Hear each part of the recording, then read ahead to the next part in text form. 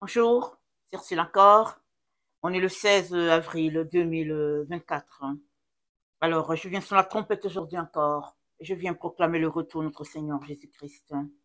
Amen, alléluia, soyons tous bénis, soyons remplis de sa joie. Amen. Le tout est en Christ.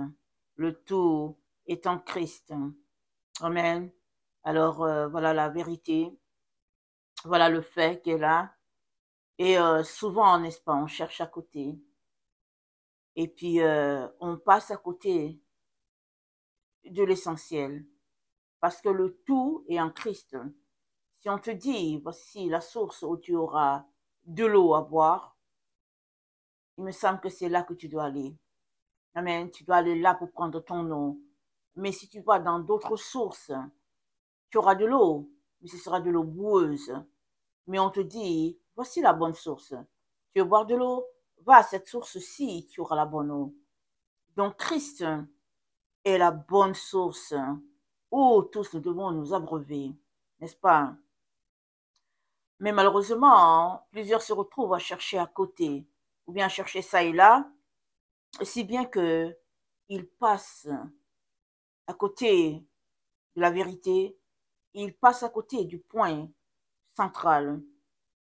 Et pourquoi est-ce que le tout est-il en Christ? Pourquoi? Le tout en Christ, parce que Christ a effacé tout ce qui subsistait contre nous par sa mort et sa résurrection. Amen. Alors nous étions des esclaves parce que nous avons été acquis, n'est-ce pas, lors de la chute, dans le jardin d'Éden, quand Adam a failli, nous avons été achetés là et nous avons été faits esclaves. Et seul Christ est venu et il nous a délivrés de telle sorte que ce qui était n'est plus. Mais pour que tu puisses marcher dans cette liberté, tu as besoin de faire de Christ ton tout. Voilà pourquoi c'est dit, le tout est en Christ. Maintenant, Christ, n'est-ce pas, avant qu'il ne meure et qu'il ne ressuscite, il y avait les autorités qui dominaient sur lui. Amen, parce que ce sont ces autorités-là qui ont acquis le pouvoir sur Adam. Donc, ils ont acheté Adam et toute la descendance d'Adam était sous leurs ordres. Amen. Et Christ est venu, il a libéré toute la descendance humaine, il a délivré toute la race humaine. Et maintenant, pour sortir, ou bien, voilà, pour sortir de l'hégémonie, n'est-ce pas, de ces autorités-là, tu as d'abord besoin de savoir que Jésus-Christ a payé le prix pour toi. Si tu ne le sais pas, tu vas continuer de marcher comme un prisonnier. Vous savez, il y a des gens qui sont libérés, c'est-à-dire des esclaves qu'on a pris, ils ont été libérés, mais ils ne savent pas qu'ils sont libérés, ils continuent de travailler comme des esclaves. Jusqu'à ce que quelqu'un vienne leur dire, est-ce que tu sais que tu as été libéré? Je dis, mais depuis quand? Je ne suis pas au courant. Ah, ok, tu as été libéré depuis? Depuis au moins 2 ans, tu as été libéré. Quelqu'un a payé pour ta délivrance et puis l'ordre a été donné à ça a été payé chez ton maître. Comment se fait-il que tu travailles encore là? Alors, tu vas vérifier, le maître dit, ah oui, c'est vrai que ton nom est là. Pour X raison, tu as continué de travailler pendant 2 ans en tant qu'esclave alors que tu t'es déjà libéré. Alors, c'est de ça un peu qu'il est question, n'est-ce pas? Alors, c'est dit dans Colossiens, on est dans Colossiens 2, au verset 15, c'est dit qu'il a dépouillé les dominations et les autorités. Il les a livrées publiquement en spectacle en triomphant d'elles par la croix. Et au verset 14, c'est dit, il a effacé l'acte dont les ordonnances nous condamnaient et qui subsistait contre nous. Il l'a détruit à la croix. Il a détruit l'acte, c'est-à-dire quand il y avait un acte, il l'a déchiré. Ce n'est plus valable. Et et puis, en déchirant cet acte, cela correspond à sa mort. À partir du moment où il est mort, il a déchiré l'acte qui faisait de toi un esclave de Satan. Maintenant, il est une autorité au-dessus des autorités. Amen. Il est au-dessus des autorités. Alors, une fois que tu appartiens à Jésus, toutes les autorités savent que, tiens, il a été libéré.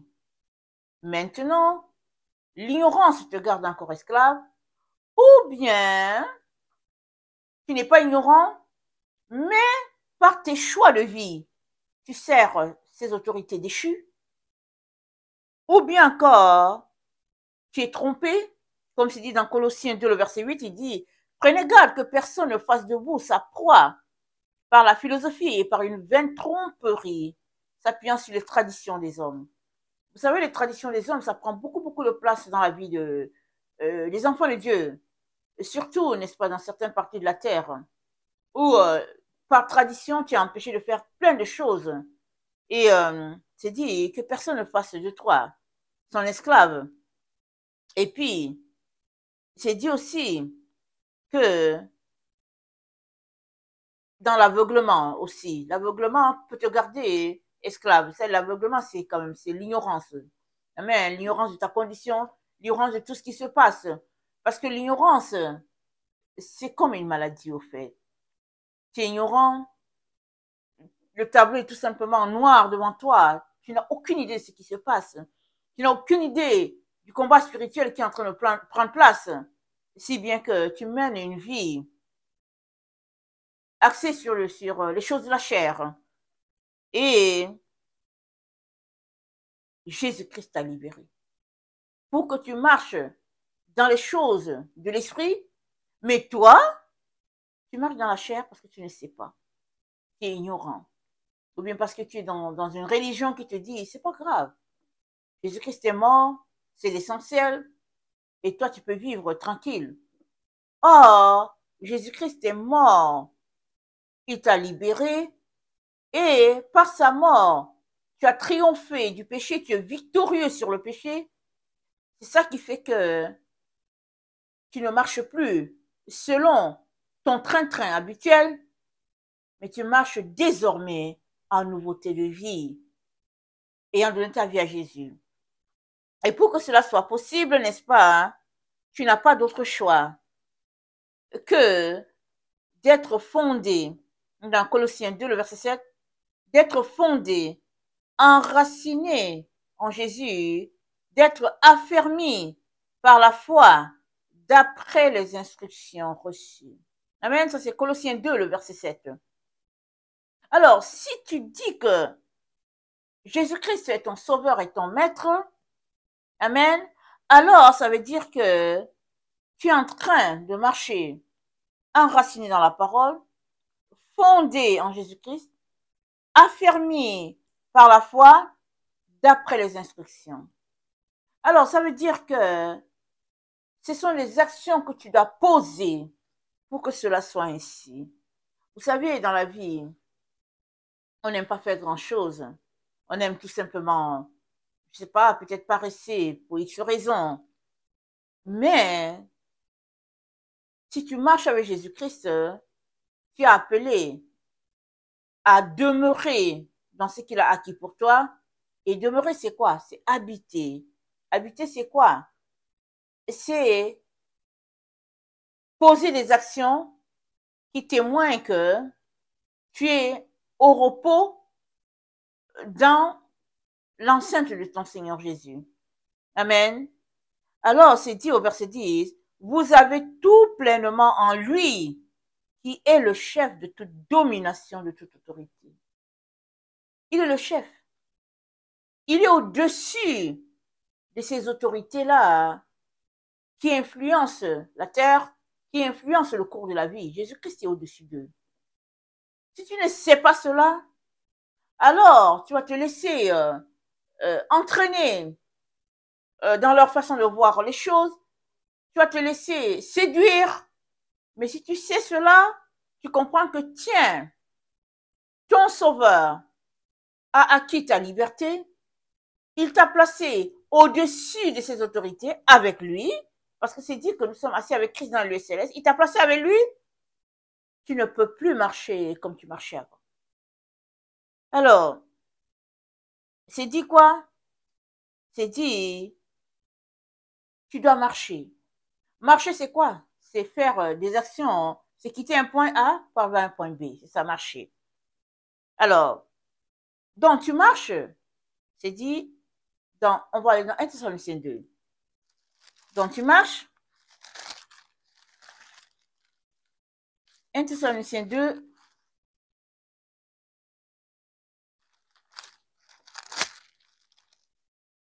le verset 6, c'est dit,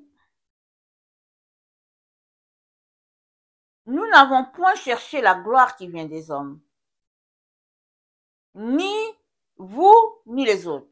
Donc tu marches non selon la gloire qui vient des hommes, mais tu marches selon ce qui vient de Dieu.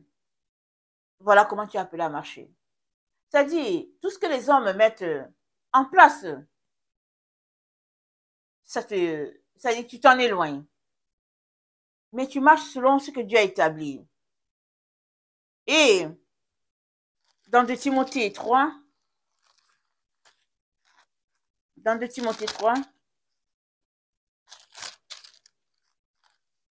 le verset 14, c'est dit, rappelle-toi ces choses en conjurant devant Dieu qu'on évite les disputes de mots. Donc, tu marches loin de la gloire des hommes, tu choisis d'éviter les disputes des mots, les querelles, et cette vie qui ne plaît pas à Dieu. C'est à toi de choisir, de t'en tenir éloigné. Amen. Et c'est dit, dans le temps dans lequel nous sommes, au verset, dans de Timothée 3, le verset 1, c'est dit, dans les derniers temps, ce sera des temps difficiles. Les hommes seront égoïstes, amis de l'argent, fanfarons, hautains, blasphémateurs, rebelles à leurs parents, ingrats, irréligieux, insensibles, déloyaux, calomniateurs, intempérants, cruels, ennemis des gens de bien, traîtres, emportés, enflés d'orgueil, ayant l'apparence de la piété, mais reniant ce qui en fait la force, aimant le plaisir plus que Dieu. Éloigne-toi de ces gens-là. Tu as pour devoir de t'éloigner pour quelqu'un qui a ce style de vie, qui aime juste vivre la belle vie, les hôtels, les voyages, le plaisir. Tu as besoin de tenir de telles personnes. Pourquoi? Parce qu'ils vont t'entraîner dans le même type de vie. Ils vont t'entraîner. Et c'est mieux de rester loin que de t'en approcher. Et puis, de te contaminer. Parce que l'esprit du siècle va contre l'esprit de Dieu. Amen. L'esprit du siècle va contre l'esprit de Dieu. Et c'est un filet qui souvent prend plusieurs. Dans Luc, excusez-moi, dans Luc 21, on connaît tout le passage, n'est-ce pas? Dans Luc 21, au verset 34, c'est dit, prenez garde à vous-même, de peur que vos cœurs ne s'appesantissent par les excès du manger, du boire, les soucis de la vie, et que ce jour ne vienne à l'improviste, car il viendra comme un filet. Il viendra comme un filet. Le filet, quand il s'abat sur les poissons ne s'attendent pas à ça. Ils sont juste en train de nager. Le temps de se rendre compte, on est déjà en train de les tirer vers le côté du rivage.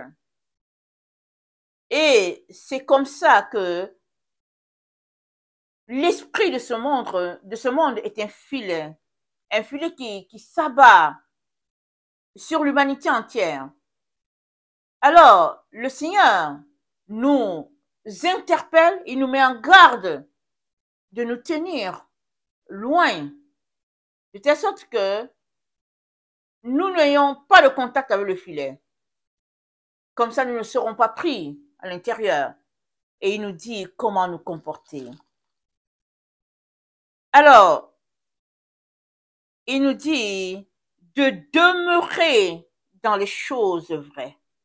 Amen. C'est ça qu'il nous dit. De demeurer dans ce qui est vrai. De Timothée 3, le verset 14. Toi, demeure dans les choses que tu as apprises et reconnues certaines, sachant que tu les as apprises. Dès ton enfance, si tu connais les saintes lettres qui peuvent te rendre sage à salut par la foi en Jésus. Demeure dans ça. Demeure dans ces choses-là que tu connais qui sont vraies. Parce que les hommes méchants et imposteurs avanceront toujours plus dans le mal. Les gens méchants, ils vont toujours poser des actions de mal. Mais Dieu te dit, toi, demeure dans ce que tu as appris. Pratique ce qui est vrai.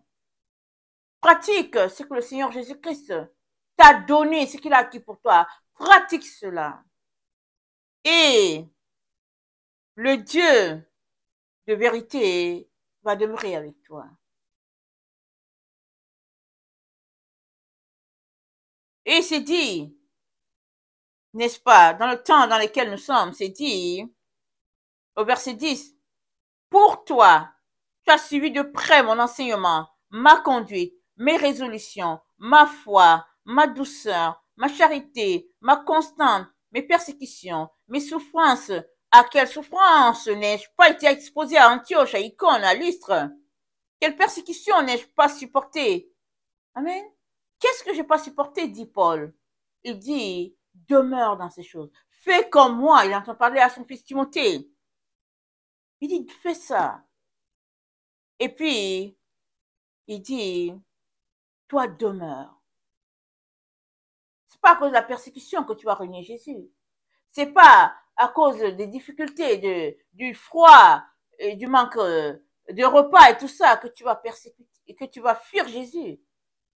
Et toujours est-il que, encore, dans tout temps, on a quand même le minimum, n'est-ce pas? Alors, il dit, pour toi, tu as suivi mes enseignements, ma conduite, mes résolutions, ma foi, ma douceur, ma charité, ma constance. Amen, il dit, demeure. Tu as suivi tout cela, pratique. Amen, pratique ce que tu as reçu. Au verset 3, de Timothée 4, le verset 3, car il viendra un temps où les hommes ne supporteront pas la sainte doctrine, mais ayant la démangeaison d'entendre les choses agréables, ils se donneront une foule de docteurs selon leurs propres désirs, se détourneront, selon leurs propres désirs, détourneront l'oreille de la vérité et se tourneront vers des fables. Il y a des hommes qui vont faire ça. Ils vont se tourner vers les fables. Ils vont se détourner de la vérité. Mais toi, demeure. Ne fais pas comme eux. Demeure.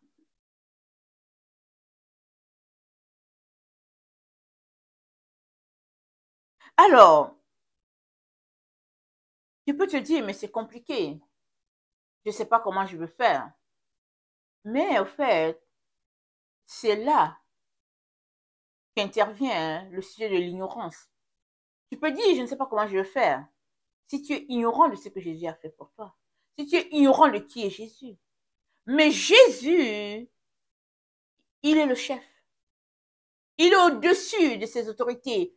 En haut de ses autorités. Sur la terre, il est le chef. Et tu as un lien avec Jésus.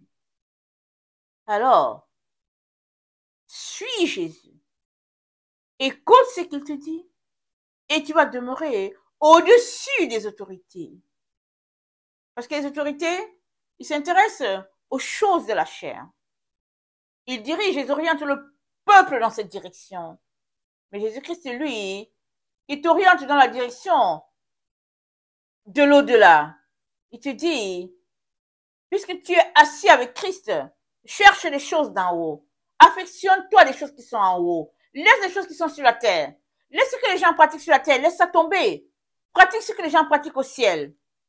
Alors que tu consentes à faire ça, alors tu réaliseras que il n'y a rien d'autre en dehors de Jésus qui soit succulent. Jésus est le centre, il est la source, il est le bonheur, mais seulement ceux-là qui passent par ce stade de demeurer dans l'acquis de Christ, seulement ceux-là se retrouveront victorieux de l'autre côté. Alors,